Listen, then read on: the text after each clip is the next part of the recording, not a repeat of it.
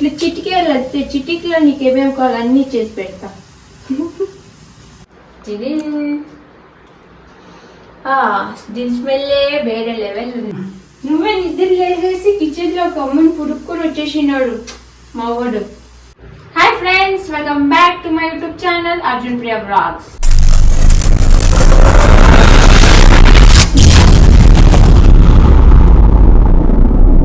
ఈరోజు నా బ్లాగ్ లో నాకు ఇష్టమైన వ్యక్తికి తనకి ఇష్టమైన రెసిపీ అయితే నేను ఈరోజు చేయబోతున్నాను. సో ఫ్రెండ్స్, నేను ఈరోజు ఏం రెసిపీ చేయబోతున్నా అంటే గుమ్మడికాయలు అయితే చేయబోతున్నాను. ఓకే, దానికి కావాల్సిన ఇంగ్రీడియంట్స్ ఇది చూపిద్దాము. ఫస్ట్ వచ్చేసి గుమ్మడికాయ. ఆల్రెడీ నేను తురిమి పెట్టుకున్న గుమ్మడికాయ. మీకు పీసెస్ లో కావాలంటే పీసెస్ లోను మీరు చేయొచ్చు, అంటే లేట్ అవుతుంది పీసెస్ చేస్తే. సో నేను తురిమి పెట్టుకున్నాను. అండ్ నెక్స్ట్ వచ్చేసి షుగర్,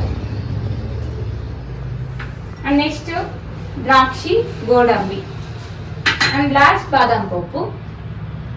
ఓకే, వీడియో లేట్ చేయకుండా ఇప్పుడు రెసిపీ అయితే నేను స్టార్ట్ చేస్తాను.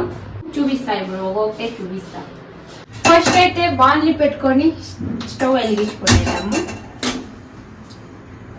ఇంకొకటి ఏమి అంటే మీరు కావాల్సిన ఆయిల్ వాడుకోవచ్చు. నేనైతే ఇక్కడ గీ వాడుతున్నా. ఎలాంటి గీ చాలా అంటే దాని ఫ్లేవరే ఒక టేస్ట్ వస్తుంది. సో అందుకే నేను గీ వాడుతున్నా. ఇప్పుడు చూడండి, గీ మా మమ్మీ కమ్ముగా తయారు చేస్తుంది. పెరుగు మిగుడుతో తయారు చేస్తుంది. బాగుంటుంది ఈ గీ. ఇంట్లో వాడిండే గీ వేస్తే ఇంకా బాగొస్తుంది రెసిపీ. మీకు వేస్తున్నా. మీకు ఎంత కావాలంటే అంత నెయ్యి వేసుకోండి. కాలింది, స్టవ్ చిన్నగా పెట్టుకునేద్దాము.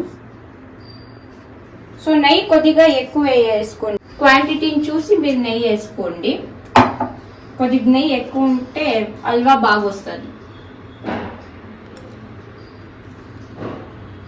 ఒక 3-4 టేబుల్ స్పూన్స్ వేసుకోండి నెయ్యి. నెక్స్ట్ ఇంగ్రీడియంట్స్ యాడ్ చేస్తున్నా. మనకి ఎంత కావాలో అంత వేసుకొని యాడ్ చేస్తున్నా.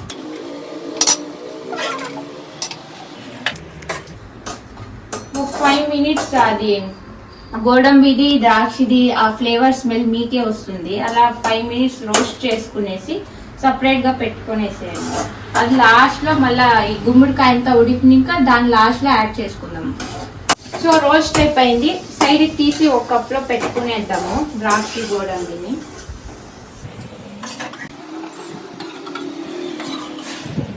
ద్రాక్షి గోడంబి రోస్ట్ చేసి సైడ్ పెట్టేసుకుని ఇంకా గుమ్మడికాయ వేసుకోండి. ఇది తురుముకోండి గుమ్మడికాయ. అంటే మీరు కుక్కర్ లోను మనము కుక్ చేసుకోవచ్చు, బట్ కుక్కర్ లో కుక్ చేస్తే అంత టేస్ట్ రాదు. అందుకే నేను ఇలా బాండీలోనే కుక్ చేసుకుంటాను.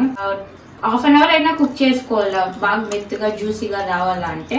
అండ్ మా మమ్మీ అయితే సొరకాయ హల్వాను చేసింది. నేను ఇంకా ట్రై చేయలేదు. ఇది ట్రై చేస్తా. ఇది మా హస్బెండ్కి ఇష్టమైంది అని మళ్ళీ మీతో షేర్ చేస్తున్నా ఈ రెసిపీ. అండ్ క్యారెట్ హల్వా చాలా సార్లు చేసేసినాను. సో ఇది ఒక డిఫరెంట్ గా ఉంటుంది అని ట్రై చేస్తున్నాను. ఓకే, ఇప్పుడు ఈ గుమ్మడికాయ మనం వేసుకునేద్దాము.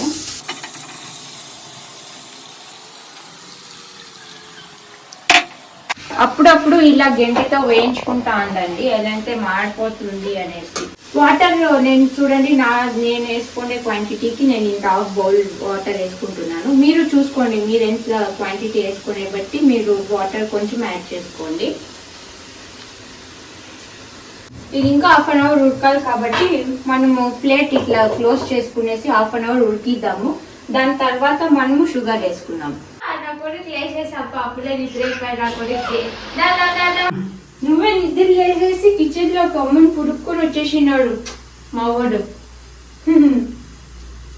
హల్వా ఇసుడి, హల్వా తింటావా నువ్వు? ఇంకా 1 ఇయర్ అయిపోయి అప్పుడు పెడతా నీకు. నువ్వు ఇట్లా చిటికీలు వస్తే చిటికీలో నీకు ఏమేమి కావాలి అన్నీ చేసి పెడతా. సో ఫ్రెండ్స్, ఇప్పుడు 20 మినిట్స్ నేను కుక్ చేస్తున్నాను. ఇప్పుడు ఈ స్టేజ్ లో ఉండంగానే మనము చూడండి ఆల్మోస్ట్ కుక్ అయిపోయింది. ఇప్పుడు షుగర్ యాడ్ చేసుకునేసి ఇంకొక 5 మినిట్స్ మనం కుక్ చేసుకునేస్తే ఇది ఆల్మోస్ట్ కుక్ అయిపోతుంది, రెడీ అయిపోతుంది. ఇలా షుగర్ వేసుకునే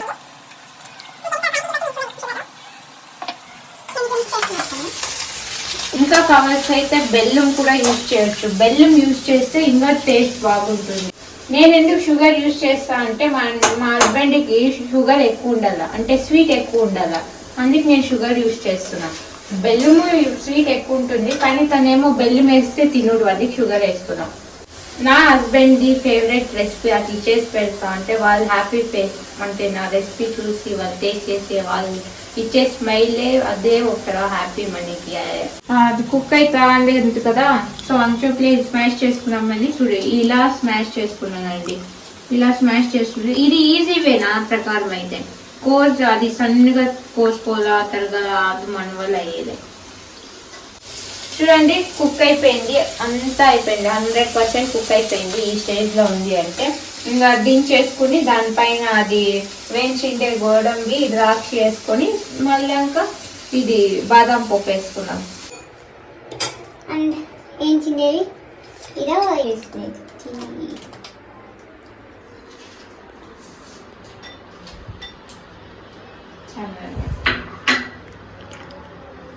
టాపింగ్స్ ఇట్లా పైన చేసి వేసేయండి. చూడండి వేడి వేడి గుమ్మడికాయ హల్వా ఈజ్ రెడీ. దీని స్మెల్లే వేరే లెవెల్ ఉంది. ఓకే, ఇప్పుడు నేనే టేస్ట్ చేసి చెప్తా మీకు. మనం అంత స్వీట్ పర్సన్ కాదు.